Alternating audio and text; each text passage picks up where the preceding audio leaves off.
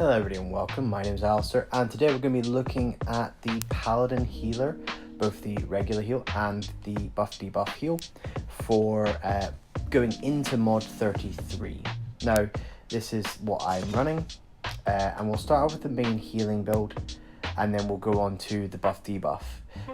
Obviously the main healing build is going to be hitting bigger shields, so if the team needs more survivability you can certainly do that. If they need more damage, you can also assist them in that as well. Now, a dead team is no good, so if the shields, the extra little bit of shields is helping, then yeah, 100% switch over to full heal. But ideally, we want to try and help the party's damage as much as possible. Anyway, here is the full heal build. So, I have got this piece from MSOD for Divinity Regen. There's tons of different places you can get Divinity Regen. You can get from ASH, get MSH, ASOD, get it from MTOS, campaign gear, all that sort of stuff. So there's plenty of places you can get Divinity Regen if you're not getting the Celestial gear. Here, this is the piece from Emlomd, the chest piece from Emlomd. It gives you stats. The one from MSOD doesn't actually give you offensive stats. So if you're struggling with getting your stats nice and green and in the balance, then you can use the one from MSOD or ASOD to get the stats sort of better, more balanced. This piece here, I'm going to switch this out to the Celestial piece when I get it. I've just not got it. I've ran that trial for literally about a year now, and I've still not got all my pieces on my main 4 characters, let alone any of my alts and stuff.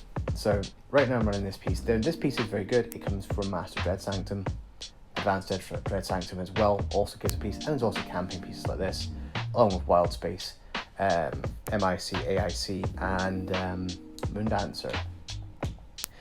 I'm running these weapons because I find that they're going to give you plenty of healing and a bit of incoming damage reduction, mostly just because we're trying to tank a lot of stuff if we can't get out of it in time. I'm running this for Divinity Regeneration. I will sometimes switch to these bits here if the party needs a little bit more survivability in the sense of just, raw defensive stat increase. That does also help. I'm running the Grace Peller because I like it. If I'm going to optimize grip, I wouldn't. This is to obviously increase the team's survivability and still give more DPS. What I'm running here is literally these two. That's for Power and Forte, and this one is just for the combined rating being equal to the item level. The combined rating is nice, and the stamina is nice. The extra defensive stats is very nice. I'm running the Detectors set. Very good set for Paladin because we proc this super easily. You're going to gain outgoing healing and Forte, 7% of each, which is really good. Tons of stats. Outgoing healing 7%, Forte 7%. That's divided into 3 different stats. One of them for the healer is a Divinity Regen stat, and the other one is going to be, I believe it's Crit Strike, if I remember rightly. Yeah, Crit Strike. Cool. Here I've got this ring from MSOD. I believe you have to upgrade it. This is just obviously for stats. And the same one here, this is from MSOD, MIC, so that's from MIC, this is from MSOD. And this ring is just purely for the stats to help me hit my caps. MSOD shirt and trousers. This one's great, and it's going to give me that 6% and a tiny boost to their Forte. Allies who are 20 foot closer, but mostly going for that 6% extra outgoing healing. Moving over here, I'm currently in this running a Devil's Precision to obviously help me cap my stats. Now, if I've got a blue Fire Eye and an Etrine in the party, I actually will just switch off this and I will put on one of these. White Dragon Glyph, increasing your healing by an extra 10% is massive. Sword Coast Tactician for the power, and here I've got a Jade here and I've got 2 Garnets. I actually have a Citrine here. Do not copy this. This is not to be copied. Actually, let me just quickly do this. The citrine is only there. There we go. The citrine is only there because I don't have anything else that fits in stat-wise without overcapping my pretty stats. So that's why citrine's there. Utilities can be Jade, obviously, for the outgoing healing. As you saw, I just switched it there because I completely forgot. And then defense across the entire right side. I do have the Celestial Divine Aegis, mostly for the outgoing healing, but also for the extra shield that it does proc, which is quite nice. Movement speed, always movement speed, never anything but movement speed. I'll go through powers at the end, but Paladin is super easy when it comes to powers. Boons, again, healers, you don't really need very many, just whatever you need. I again will probably swap to Lingering Medicine if I need to, just as I said, whatever you need. Kill Stronghold, I'm using power, defense, and movement speed. Over here, I've got on the back page, right now I've got Drits on, but just run whatever the team needs you to run. Most teams will have a Flapjack, a Tutor, a Drits, ideally a Portobello, but not every team has one, so it could be an Etrine, it could be something else. So it just depends, but right now I've got the Drits on here. Outgoing healing, power crit severity, power raptor for the 18% extra on top of what you see there, and wolf for the 9% crit severity. That's quite a hard one to get, so I wouldn't be surprised if we don't get one. What can go there instead is a Bulette Pup. Now arguably it would be better if I put the Bulette Pup in because it gives more healing than the crit severity, but only by like 1% or 2, and I like to have my crit severity up nice and high. It's like a OCD thing, I guess. I've been banging on about this. I love Space Hamster purely because it gives shields, absolutely great, but it gives movement speed and immunity to crowd control effects. This could be really useful in the new dungeon. However, this does not enhance the party's damage, and if I needed to, I would run something that does enhance the party's damage. I've got Avian Aura on at the moment, but I will use Mystic Aura. I'll need to upgrade it, but I will use Mystic Aura if I am required to do so. Back page, I've got Menders for obviously more stats. Cautious Devotion for outgoing healing and Forte. Training's Restoration for outgoing healing. My action points are full, which kind of tends to be quite often in the Paladin because we don't use it really for anything other than damage mitigation, which it's not great at because as soon as you put up that Divine Sanctuary, you're no longer healing. Anyway, we'll get to that when we come to the powers. Guardian Spirit for the extra survivability, and Gladiator Scowl for a bit of movement speed. So, I'll quickly show you what it looks like in combat when I'm proccing. So, just spam out a load of heals, just real quick. And go to proc, and then circle down. So that is 102 plus 18 Raptor makes it cap, as you see there. Cap, almost cap, and overall outgoing healing, that's then plus 6. So that's 140. That's 140 total outgoing. 144 fully outgoing healing, obviously from this piece here. So that's 144 overall outgoing healing, and I've got my crit severity. I could get that to 150, and my crit severity would only go up to like 111, and that would probably put out slightly more heals, but bearing in mind that stats do decrease as they get higher up. So going on to my support build. Now this is what I'm currently running, however I don't always do this. So for instance, if I'm in an MSOD, I will actually run this ring here for my crit severity bonus. I will actually run the detectors set, and I'll replace this one here and replace that out with this one here, and I'll replace this one out with my detector. And the reason why is because in an MSOD I will need to give bigger heals over damage buff, because they usually carried by the 2 tanks, the heal over time healer and the bard healer. Here I've got the crit strike crit severity chest piece on. However, if I need to, I will just chuck this on. The action point orbs are very useful for certain classes. Like, I know a lot of rogues and clerics that struggle to get the dailies back on time, and so this can be really, really clutch. And me playing a ranger, like, being able to use my Forest Ghost again and again and again and again and again, this is super fun because it means I can spam out my Forest Ghost even more and gain even more damage from that chest piece.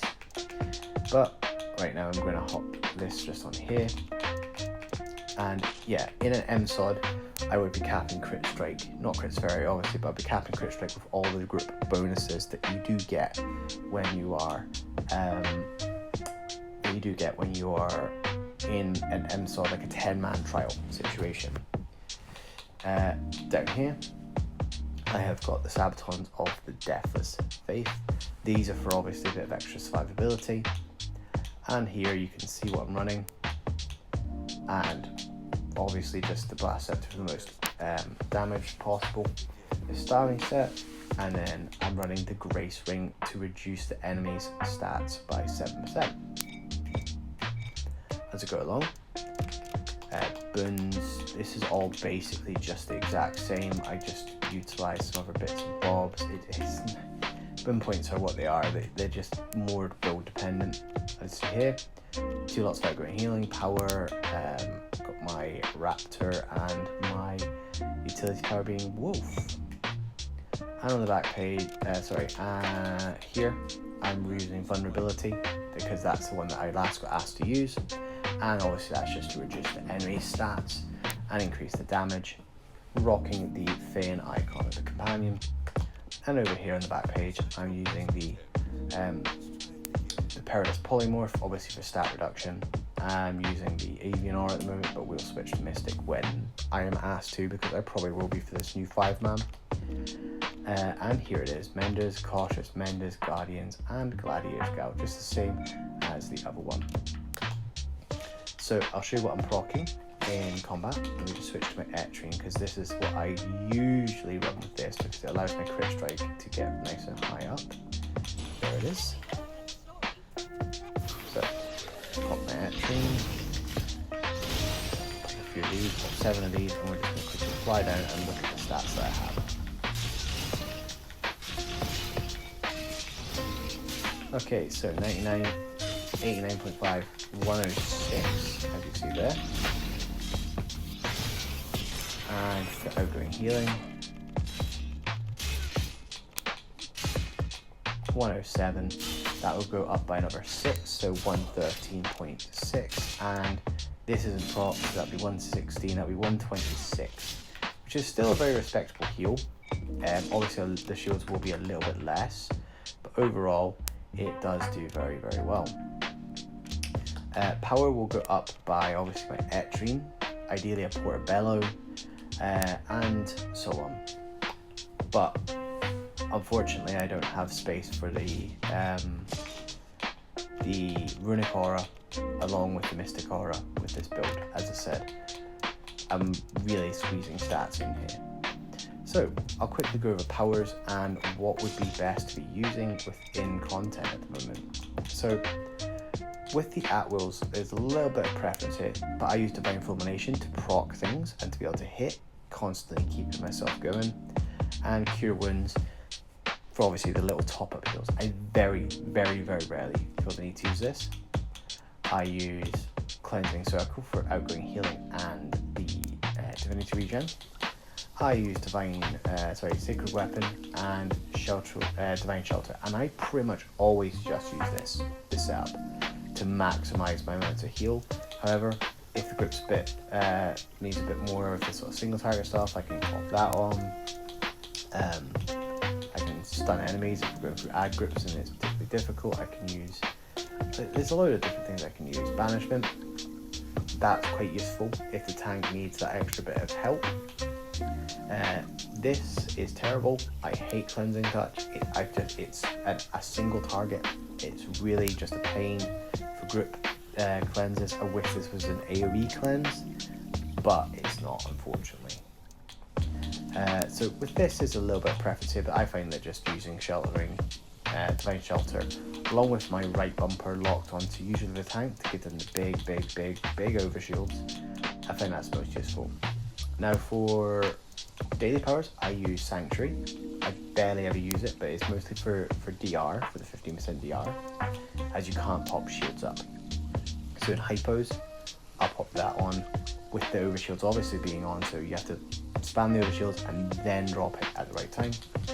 And here, Shield of Faith, another good one. Damage taken by self-healing by allies decreased by 5%, increasing healing received by 10%, which is great because incoming healing is a very low stat, which means it's not scaled down. It's actually just as raw as it comes. Going down here, I'm using Cautious Devotion, Composure for 10% faster Divinity Regen. I run it pretty much just on all my builds on Paladin. I'm running Aura of Wrath. Now, Aura of Wrath I will switch over on my my maximum heal side, because normally I'll use Aura of Restoration to give an increase to incoming healing to yourself and nearby party members, which obviously is better than giving yourself outgoing healing because your stats are scaling down. Their incoming healing is already going to be low. Great thing. However, most DPS are now building around Aura, so if they see a Paladin, they expect you to pop it on. Totally fine.